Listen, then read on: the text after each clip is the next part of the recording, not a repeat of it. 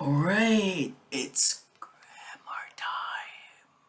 Alright, so what's the main difference in meaning between these two sentences? Take a look. Sofia Coppola directed Lost in Translation.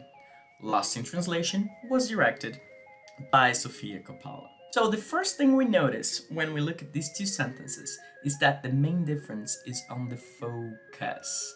In the first sentence, Sofia Coppola is the focus, whereas in the second sentence, Lost in Translation is the focus. So we have different ways of saying apparently similar things because we want to focus on different pieces of information. Now take a look at the first sentence. When you look at the first sentence, who is the subject of the sentence? No doubt you know that the subject of the sentence is Sofia Coppola, right? Because I have a verb here and I have two elements that relate to the verb. This element here is the subject. And how do I know that? Because the subject is that thing that agrees with the verb, okay? Now, if you look at this sentence, who is the agent of the sentence? What is the agent? The agent is whoever is performing whichever element which is performing the action. Is it lost in translation? No, the agent is Sofia Coppola. Now take a look at the second sentence here. We have the same verb, directed, and we have two elements, lost in translation and Sofia Coppola. Now, who is the subject of the sentence? Many people confuse the concepts of subject and agent. So the subject of the sentence is lost in translation, because this is the thing we are talking about, and this is the thing with which the verb agrees, right? Now, who is the agent of this sentence? Is it lost in translation? Nope, right? The agent is Sofia Coppola. Why? Because she is the one who performs the action. This is the element which performs the action. So just recapping, the subject is the element with which the verb agrees, right? It's the element about which we talk. Whereas the agent is the element which performs the action. Whenever subject and agent are the same, we are talking about the use of active voice. Now, whenever subject and agent are different, we are talking about the use of passive voice. Now, we have two different ways of saying apparently similar things. Why should we use active voice and why should you use passive voice? First off, normally we use the active voice when the agent of the action is the focus. This is what happened here, right? The agent of the action was also the focus. So, focus. Now, when do we normally use passive voice? In two cases. We use it when the agent is not so important or irrelevant, or when the agent is unknown. You don't know who performed the action. I have no idea who did that. So for example, my car was stolen. You get to your parking space and then, oh my God. It doesn't matter whoever did this. The focus is on this element, your car, not on the agent. So whenever the agent is unknown, we use passive voice.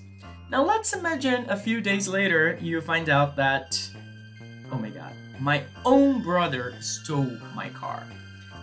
This is a very nice moment for you to use active voice because the agent of the action is extremely important, okay?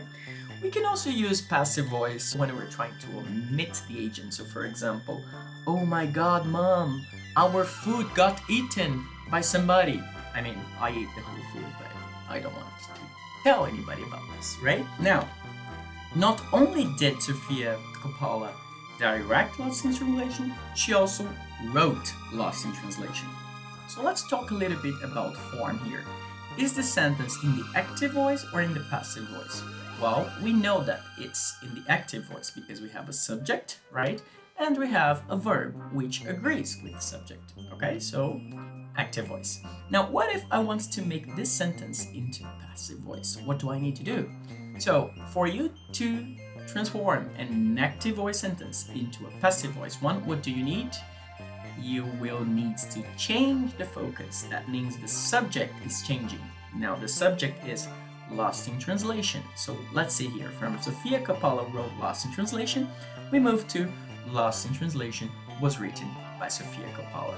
Now let's break it down a little bit. So Lost in Translation will be the subject of the sentence. What do we need then to form a passive voice? Was. What is this? This is verb to be. And how do I know that I have to use was? Because this is the verb tense of the original sentence. It's in the simple past. So what's the past form of verb to be? Was, okay? Plus verb in the past participle form, okay? So subject plus be plus verb in the past participle form. This is what we had here in the beginning, right? Subject plus verb to be plus verb in the past participle form. Okay, now take a look at this other example here. The Academy normally nominate men for the Oscar of Best Director. We all know this is true. We all know this sucks. Ew, right? So this is an active voice sentence. How do I know that? Because I have a subject and I have a verb. How do I transform this sentence into passive voice? This is what we have here. Who is going to be the focus now? Not the Academy, men, as it always has been. Men are normally nominated for the Oscar of Best Director. So what do we have here? The subject, and then what do we have? Be in the original verb tense. So the original verb tense is present. So men are normally nominated. So verb in the past participle form. Now let's just recap what the past participle is, because after many classes I've been watching, I still hear some people confusing form and tense. So let's take a look. I'm pretty sure you have seen a chart like this before, right? You were there like walking around and then somebody just gives you a leaflet with this verb forms in English. Infinitive, present participle or the gerund, past and past participle. Normally, this second column here is omitted because it's regular. It's always regular, right? Now, when we talk about forms in English, we are not talking about verb tenses. For example, the present participle, also known as gerund, being, directing, writing, eating, this is not the present continuous. The present continuous is one thing, and this is just a verb form. This is a way the verb is dressing up, all right? So we have the verb be, it dresses up as being. Sometimes it dresses up as was, as being, okay? So forms and tenses are not the same thing. And how do we know that? Take a look. If we take the verb eat, for instance, in its present participle form, you will have that it is eating. Normally, we associate the ing with the present continuous. They are eating lunch now. Yeah, but this is not all the present continuous is. The present continuous is a verb tense. For you to form a present continuous, you will need a subject, the verb be, plus the verb in the present participle form. Now, take a look at the second sentence here. Eating salad is healthy. Is this present continuous? Am I talking about an action in progress? Comendo salada é saudável, right? No, it's a different case here. The case is that eating salad is the subject of the sentence. You know when in Portuguese you say, for example, chocolate é bom, right? You're pretty sure that chocolate is the subject. Now, what if I want to have a verb as the subject? For example, comer. Comer é bom. Whenever a verb is the subject of the sentence in Portuguese, what form do we use? We use the infinitive form. Now, in English, whenever a verb assumes the role of subject, we use the present participle form, ing. Okay? Now we have another example here. I enjoy eating chocolate. Enjoy eating. Is this ing present continuous? No. This is just a verb pattern. What does that mean? You know that sentence, the heart wants what the heart wants. In grammar, the verb wants what the verb wants. So for example, the verb need wants an infinitive form after to. For example, I need to go to the hospital. Whereas the verb enjoy needs the ing form. I enjoy eating, whereas in Portuguese, the verb assistir needs a preposition, right? Assistir ao, ir ao. So the verb wants what the verb wants. So why is this important, Newton? This is just a side note because you are going to explain that to your student, right? And whenever we talk about the passive voice, what's the formula? We use subject, be, plus verb in the past participle form.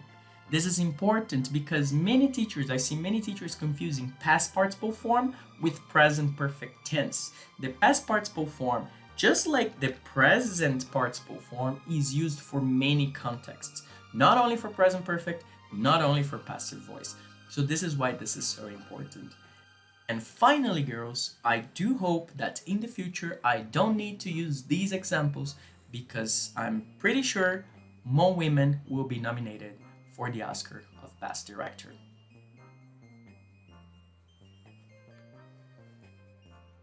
Not that we should be taking the Oscars too seriously. After all, I remember the year Gwyneth Paltrow won over that incredible actress who was in Central Station. I thought, what? It's like, it doesn't make sense. Well, if you didn't get it, just Google Fernanda Montenegro 1998 Oscars stolen by Gwyneth Paltrow. The shade. Until next time, dear friends.